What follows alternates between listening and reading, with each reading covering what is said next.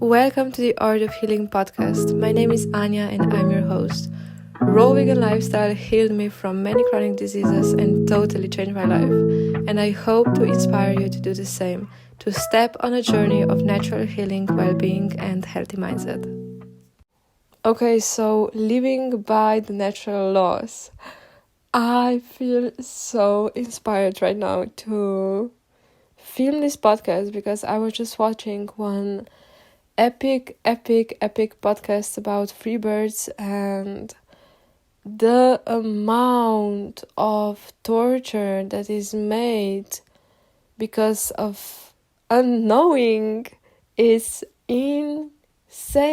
It's insane. And this podcast really also speak about something like that. So natural laws, like people walk around like that the natural lifestyle is like a part of their image, like it's like treated like likes and dislikes, like in a video game. It's so silly. Like we walk around this world like we are in a video game, like we're choosing our avatar and nothing affects us for real. Like we're just choosing which color of hair we will have, or which color of t-shirt we will have, or which pants we will wear today. Like it's, natural lifestyle. You choose it or you're not. Like it's your choice.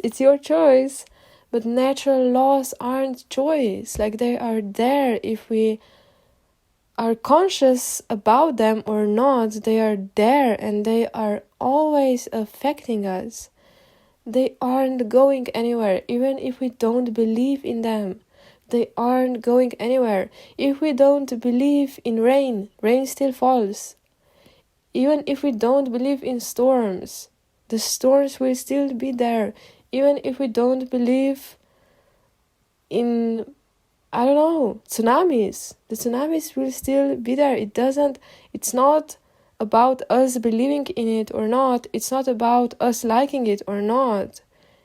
We're not in a video game. Like it's something that is there, that is the part of the highest truth and will be there no matter what. That's why these topics are so important to get conscious about them, because it is the question of our consciousness. Are we conscious about it or not? Then if we are conscious about it, then we can start to live by it and make our lives easier, make our lives better, make our lives more optimal. We don't need to suffer as much. Of course, we won't get immortal. That's not a thing. That's not a part of the reality. Everyone are birthed and will die one time. But we don't need to suffer as much if we are conscious about these things. It's one thing to hear some things, but it's the other thing to really realize them and get conscious about them. Now let's finally jump into the podcast. Again, I was watching one of these interviews of long-term raw vegans, like 30-40 years on this lifestyle, and what was very interesting to me is that they also raised their kids on this diet since birth as well. And this is something very interesting. Although these are natural laws. I can't say I don't believe in them or I do believe in them, because they still exist. But it is always interesting to hear about situations like this, how people develop when they are on this diet since birth, basically. And they all had this one same story. So all of these kids were physically developing slower than the kids on the standard diet.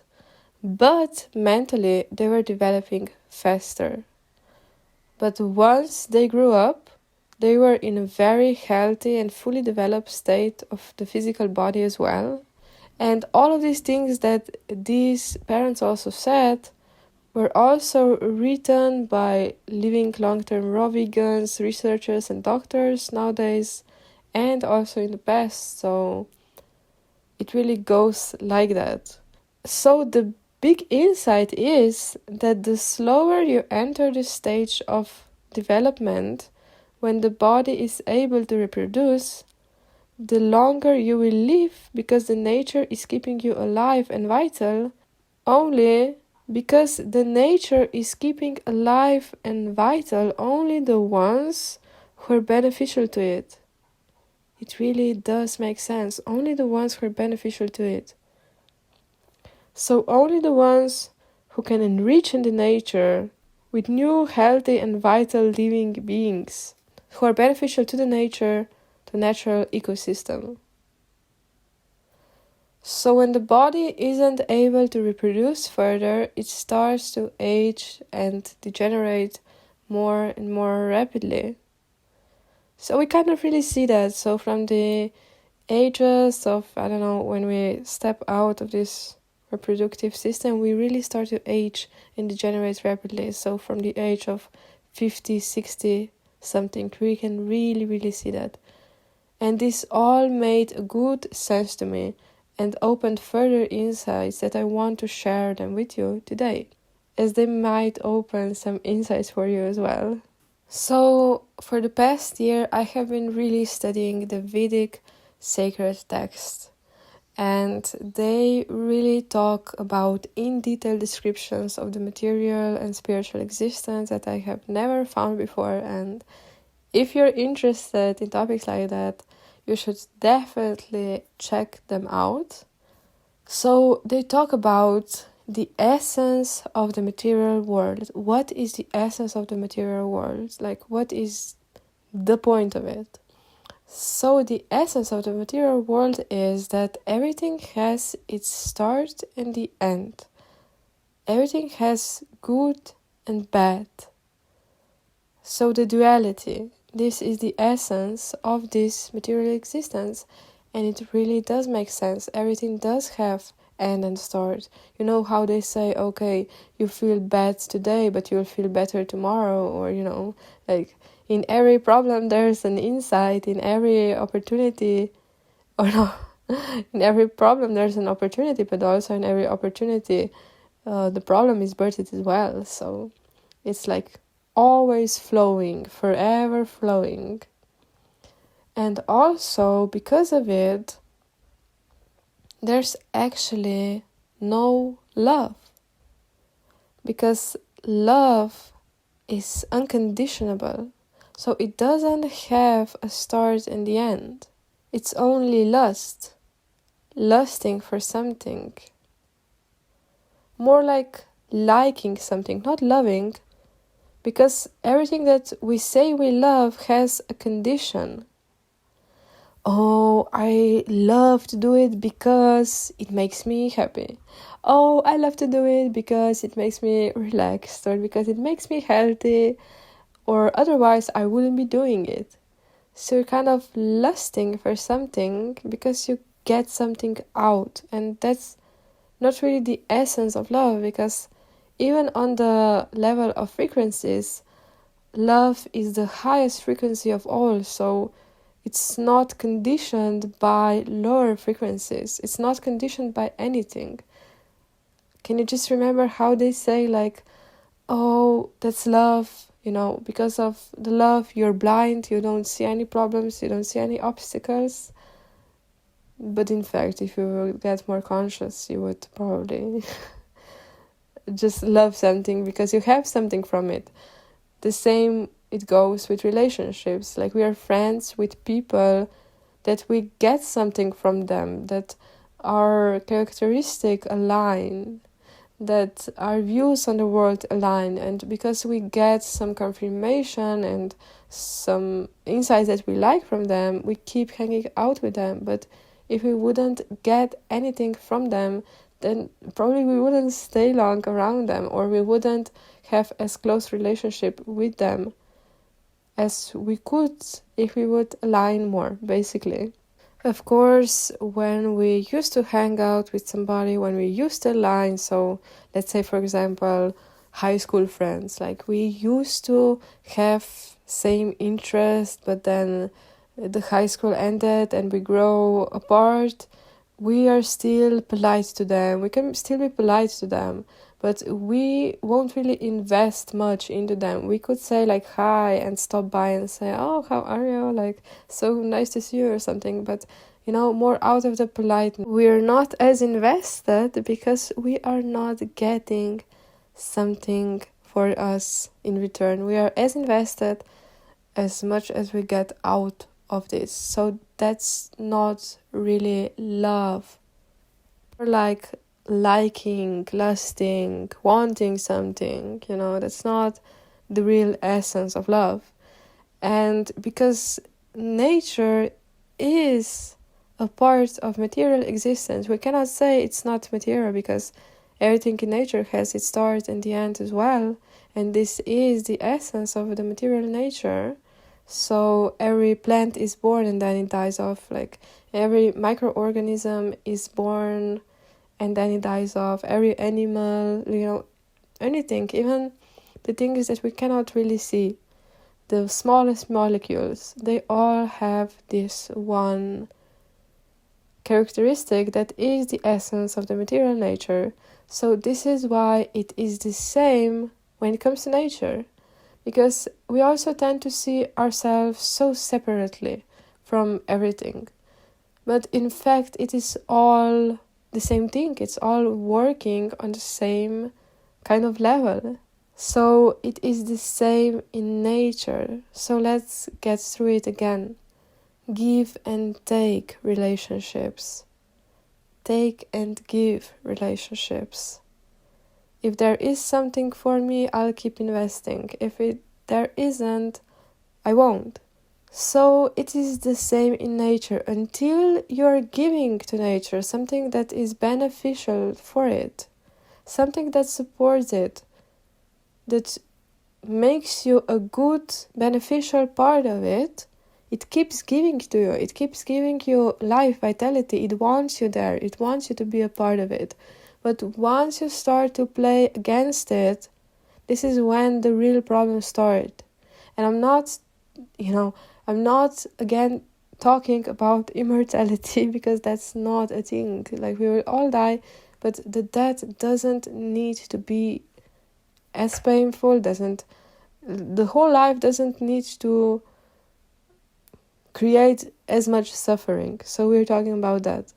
So the moment when you start to become an unbeneficial part of it, even naturally, when you aren't able to reproduce, when your body gets old and when you're not as beneficial, you slowly will die off. The more we play by the natural laws, the less we will suffer. And this is the point of anyone's life, I'm guessing, to be happy, to be satisfied, the opposite of the suffering, basically. So our life will get much easier, much lighter. We will have more capacities to actually build bigger things in life, to raise our consciousness and to invest more into our life and get more out of it, as we are, as material beings, we tend to look like for the give and take. Even just listening to this podcast, the ones listening to this podcast are the ones who are getting something out of it. If they wouldn't get something out of it, they wouldn't listen to it. It's like a give and take relationships, always. And it doesn't matter in which kind of aspect do we talk about.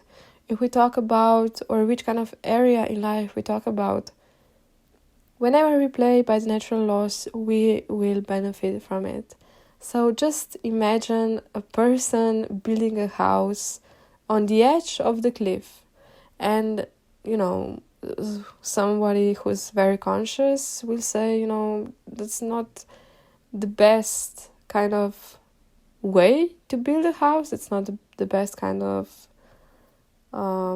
decision, especially if you're building like really big and heavy house, because what is the nature of cliffs? They slowly will fall down because they're not as stable as building it on the ground, the stable ground. But then, you go and build it anyway, and you say like, oh, I'm so free, I'm so I have a free will and I can do whatever.